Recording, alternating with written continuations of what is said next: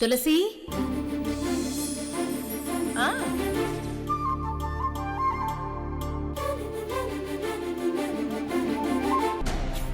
ఝాన్సీ, రేవతి, ఎలాగో వస్తున్నాను కదా అని మంచిగా పులిహోర చేసి తీసుకొచ్చాను, తినండి.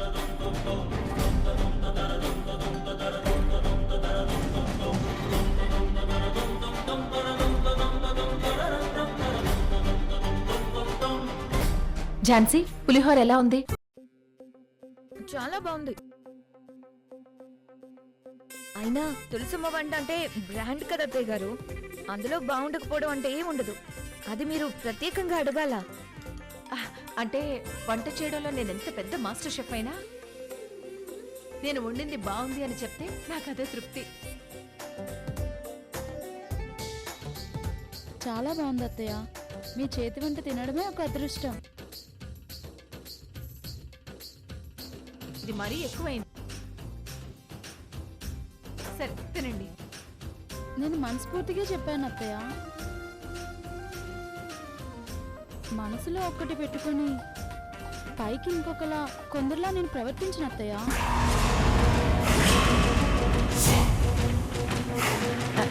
నువ్వేంటో నాకు తెలుసు రేవతి, ముందు భోంచేయి. అంటే అయ్యో, నువ్వంటే ఏంటో కూడా నాకు తెలుసు. అయినా ఏదైనా ముఖ్యమైన పని మీద బయలుదేరినప్పుడు దానికి సంబంధించిన వస్తువులు అవ్వచ్చు, డాక్యుమెంట్స్ అవ్వచ్చు, కీస్ అవ్వచ్చు, పెన్ డ్రైవ్ అవ్వచ్చు, మళ్ళీ ఒకసారి చెక్ చేసుకుని కదా బయలుదేరాలి. ఒక్కసారి అన్నీ మన దగ్గరున్నా మళ్ళీ ఒకసారి చెక్ చేసుకుని బయలుదేరడం మంచిది. మీ విలువైన ఉచిత సలహాలకి చాలా చాలా థ్యాంక్స్. సలహాలు అయిపోయాయా? ఇంకా ఏమైనా బ్యాలెన్స్ ఉన్నాయా?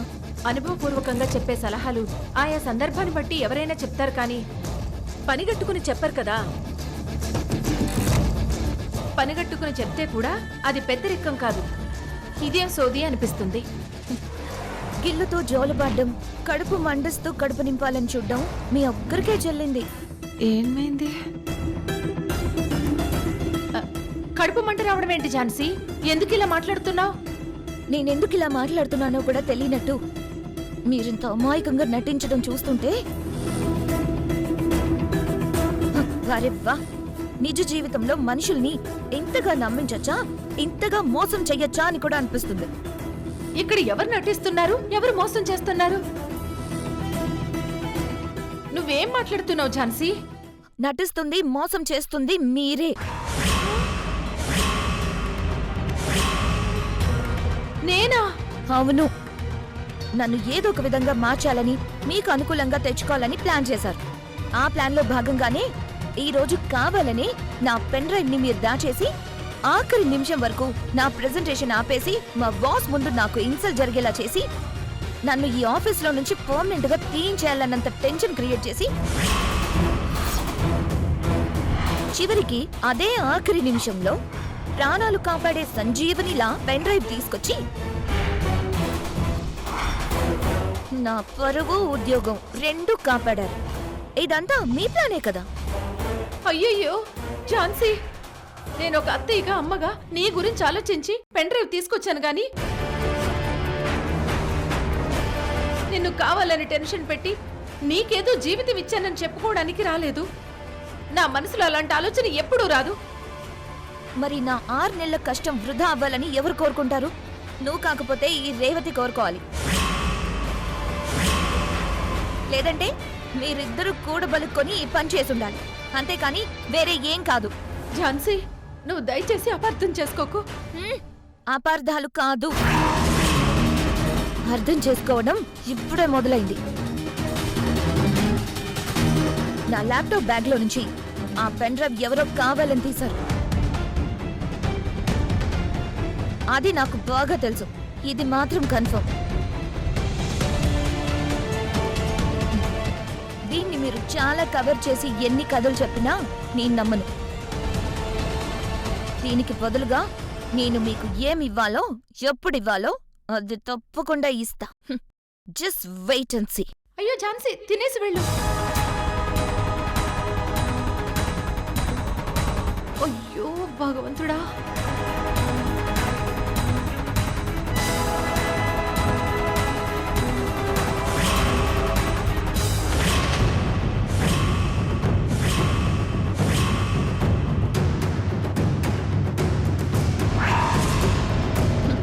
ఇది మీరు తీసుకొచ్చిన ఫుడ్ కి బిల్.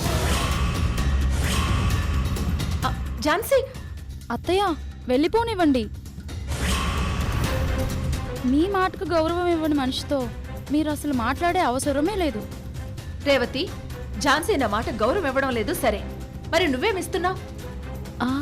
అత్తయ్య చెప్పు, నువ్వేం గౌరవం ఇస్తున్నావు? ఆఫీస్లో నువ్వు డబ్బు దొంగిలించావని ఆ ఝాన్సీ నీ మీద కంప్లైంట్ ఇచ్చి నీకు శిక్ష పడేలా చేయాలనుకుంది. నువ్వు ఆ కక్షని మనసులో పెట్టుకుని ఝాన్సీకి ఎంతో ముఖ్యమైన ఈ కాన్ఫరెన్స్ కు సంబంధించిన పెన్ డ్రైవ్ ని తనకు అందకుండా దాచేశావు. ఇది తప్పు కదా?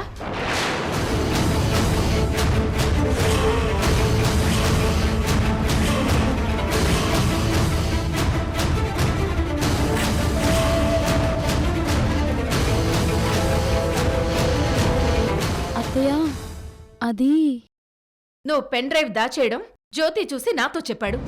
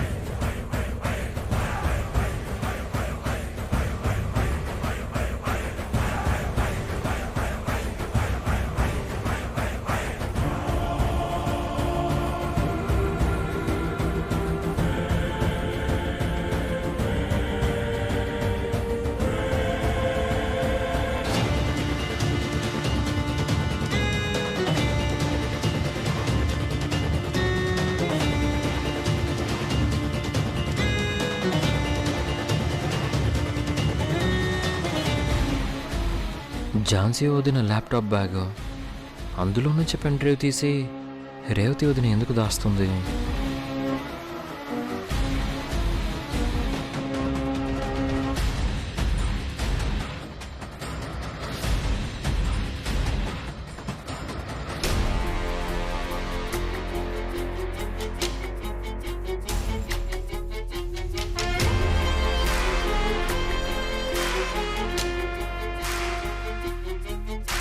జ్యోతి, రే జ్యోతి, ఏంటమ్మా? ఇల్లారా? ఏంటమ్మా? ఏంట్రా అంత డీప్ గా ఆలోచిస్తూ వెళ్ళిపోతున్నావు? లక్ష్మి గురించేనా? లక్ష్మి గురించి నువ్వు అస్సలు టెన్షన్ పడాల్సిన అవసరమే లేదని చెప్పాను కదరా. అది అమ్మా, నేను లక్ష్మి గురించి టెన్షన్ పడటం లేదు. అది మరి దేని గురించిరా? ఈ విషయం చెప్పాలో వద్దో, రేవతి వదిన ఎందుకు ఇలా చేసిందో అర్థం కావట్లేదు. రేవతి ఏం చేసిందో చెప్పరా. ఎందుకు చేసిందో నాకు అర్థమవుతుంది. రేవతి వదిన ఝాన్సీ వదిన రూమ్లోకి వెళ్ళి ఝాన్సీ వదిన బ్యాగ్లో నుంచి పెన్ డ్రైవ్ తీసి దాచేసింది.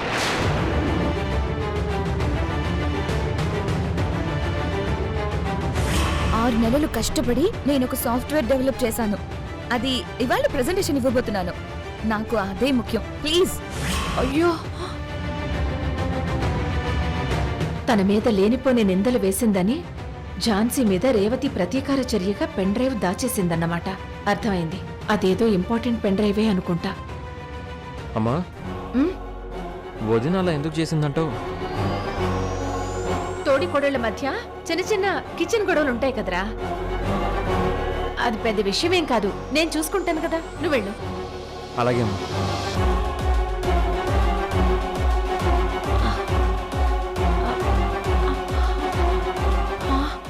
అయ్యో,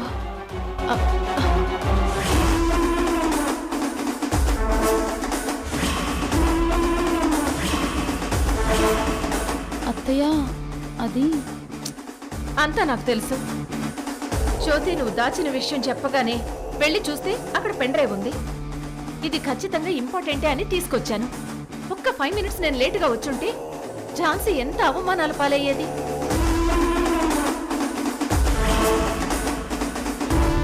నీ మీద కోపంతో నిన్ను అవమానించాలనుకున్న ఝాన్సీని అంతకంటే ఎక్కువ అవమానించాలని నువ్వు ప్రయత్నిస్తే నీకు ఝాన్సీకి తేడా ఏముంటుంది? మీరిద్దరూ నా కోడళ్లుగా కాదు కూతుళ్లుగా ఉండాలి, కలిసి ఉండాలని నేను కోరుకుంటుంటే మీరు ఒకరితో ఒకరు పోట్లాడడం చూస్తే నేను ప్రశాంతంగా ఉండగలనా? అత్తయ్య, నేను మీ గురించి ఆలోచించి కాస్త ఆలోచనలో పడిన ప్రతిసారి ఆ ఝాన్సీ నన్ను రెచ్చగొడుతుంటే ఊరుకోలేకపోతున్నాను అత్తయ్య. నేను గనక ఊరుకుంటే ఆ ఝాన్సీ ఇంకా ఎక్కువ చేస్తుంది. రేవతి, మనల్ని ఎవరైనా ఎంత ద్వేషించినా వాళ్ళని ద్వేషంతో మనమేమీ సాధించలేం. ప్రేమతోనే అర్థమయ్యేలా చెప్పగలం, మార్చగలం. దయచేసి ఝాన్సీ గురించి నువ్వింకా కోపంగా ఆలోచించుకు. ప్రతీకారం తీర్చుకోవాలన్న ఆలోచనతో ఇలాంటి పనులు ఎప్పుడూ చేయకు. ఇంక ఈ విషయం ఎంతటితో వదిలే. ఝాన్సీ మారుతుంది, నేను మారుస్తాను. నన్ను మారుస్తావా? ఫస్ట్ రేవతికి బుద్ధి చెప్పాలి.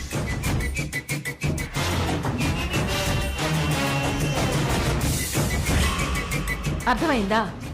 అలాగే అత్తయ్య. మీరు తిన్నారా అత్తయ్య? ఆ, మీ ఇద్దరిని ఇలా చూస్తుంటే నా కడుపు నిండిపోతుంది. నువ్వు తిను ముందు. తిను.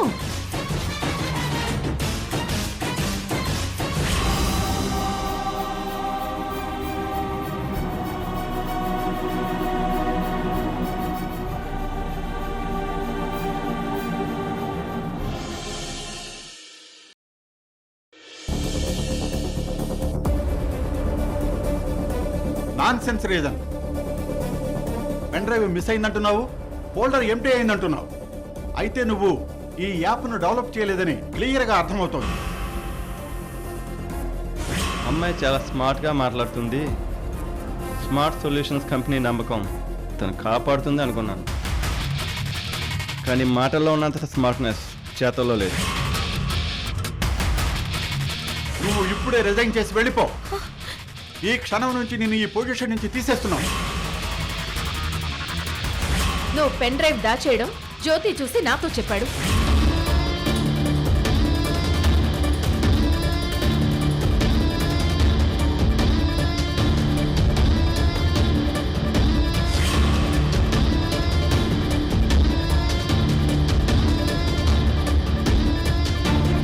ఏయ్ రేవతి,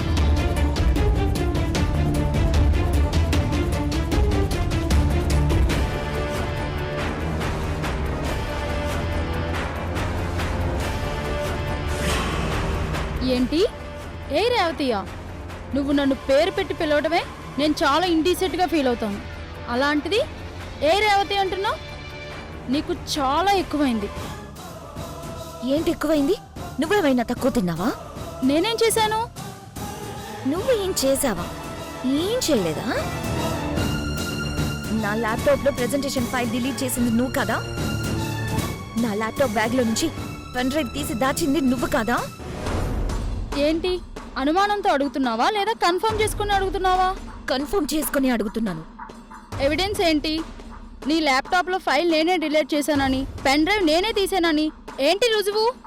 ఏ క్యాంటీన్లో ఆ తులసి నీకు క్లాస్ తీసుకోవడం అంతా విన్నాను. తులసి అని ఏకవచనంలో మాట్లాడుతున్నావేంటి? ఆవిడ మనకి అత్తయ్య.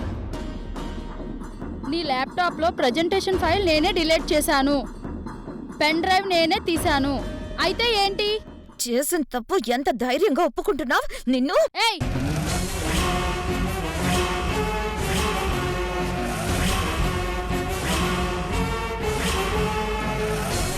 ఎత్తిన చెయ్యి వెంటనే దించకపోతే ఇక్కడ నా చెయ్యి కూడా లేస్తుంది. దించు. ఎన్ని కోట్ల రూపాయల ప్రాజెక్ట్ 6 నెలలు కష్టపడి టీం అందరితో పని చేయించి ఫైనల్ స్టేజ్ కి తీసుకొచ్చాను. అలాంటి నా ప్రాజెక్ట్ ప్రెజెంటేషన్ ఇవ్వకుండా అడ్డుపడాలని చూస్తావా? చైర్మన్ గారి ముందు నన్ను ఇన్సల్ట్ చేస్తావా? చివరి నిమిషంలో ఆ తులసి, అదే నువ్వు గౌరవంగా పిలుచుకుని ఆ తులసి అత్తయ్య వచ్చి పెన్ డ్రైవ్ ఇవ్వకపోయింటే నా పరిస్థితి ఏమయ్యేది? నన్ను ఆ పోస్ట్ లో నుంచి తీసేసేవారు, ఆఫీస్ నుంచి పంపించేసేవారు. చాలా పెయిన్ గా ఉంది కదా?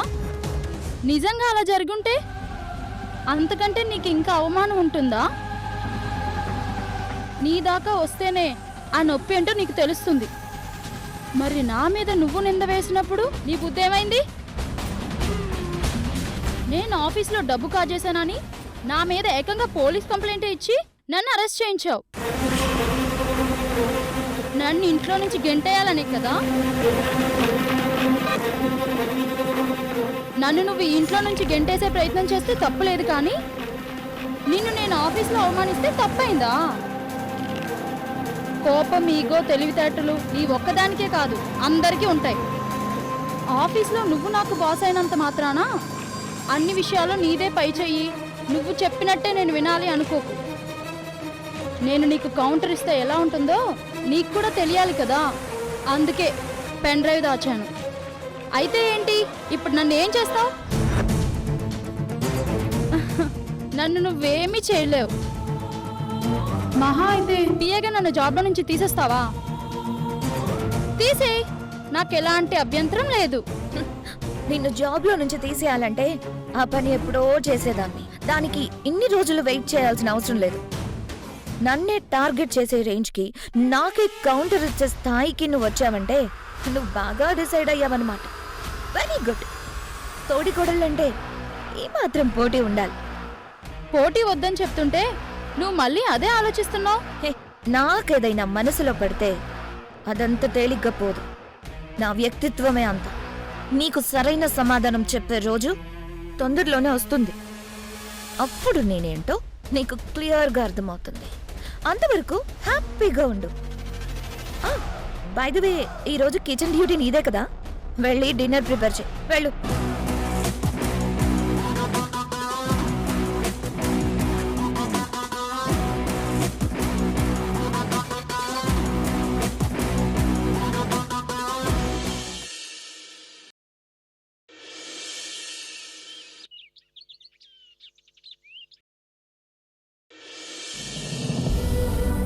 నిన్ను ఒక విషయం అడగాలి.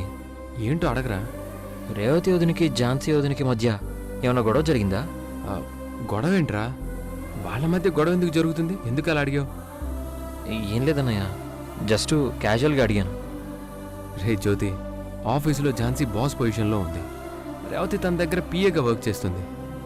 ఆఫీస్ వర్క్ టెన్షన్లో ఇద్దరి మధ్య చిన్న చిన్నవి ఏమైనా ఉండొచ్చు, కానీ గొడవ పడేంత ఏముంటుంది చెప్పు? అవునన్నయ్య, నువ్వు అన్నది నిజమే అయి ఉంటుంది. నిజమై ఉండడమేంట్రా, నిజమే. ఇద్దరు ఒకచోట ఉద్యోగం చేస్తున్నారు, ఒక ఇంటి కోడళ్ళుగా ఇక్కడున్నారు. చిన్న చిన్నవేమైనా ఉంటే వాళ్ళలో వాళ్ళు సర్దుకుంటారు. రేపు లక్ష్మి ఇంటికి కోడలుగా వచ్చాక కూడా ముగ్గురు కోడళ్ళ మధ్య చిన్నవేమైనా వస్తూ ఉంటాయి. వాటి గురించి మీరు పట్టించుకోవాల్సిన అవసరం లేదు. అయినా మీకెందుకురా? హా? అది నిజమే. హా. అది నిజమే ఇది నిజమే అంటావేంట్రా? ఏదైనా సీరియస్ విషయం జరిగినా అది పరిష్కరించడానికి అమ్ముంది కదా, అమ్మ చూసుకుంటుంది. ఏమ్మా, అంతే కదా? అవునరా, అవును. మీరిద్దరు ఇంతకీ భోంచేశారా? ఇంకా లేదు ఏమ్మా. అయ్యే, ఇంకా భోంచేయకపోవడం ఏంట్రా? రండి, భోజనం వడ్డిస్తాను.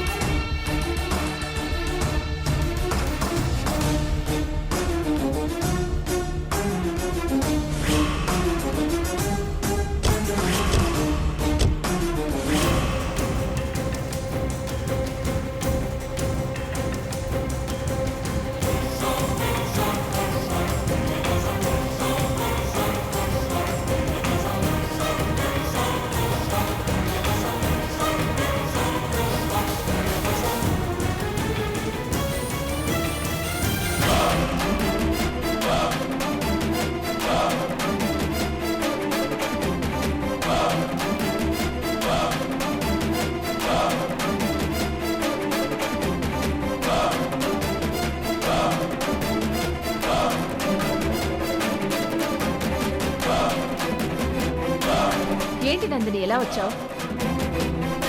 అప్పుడప్పుడు మమ్మల్ని విజిట్ చేయకపోతే నీకు బోర్ కొట్టేసేలా ఉంది. ఏంటో విశేషం? చాలా గొప్ప విశేషమే ఉంది తులసి. విచిత్రం ఏంటో తెలుసా? ఇది మాకు విశేషం, మీకు విషాదం. వచ్చే 25 తారీఖు నా తమ్ముడు సంజయ్కి లక్ష్మికి పెళ్లి ఫిక్స్ చేశాం. అందరికీ తెలియంది, నీకు కూడా తెలియంది ఏంటో తెలుసా? ఏంటి? లక్ష్మి నిశ్చితార్థం జరిగింది నా చిన్న కొడుకు జ్యోతితో. చూడు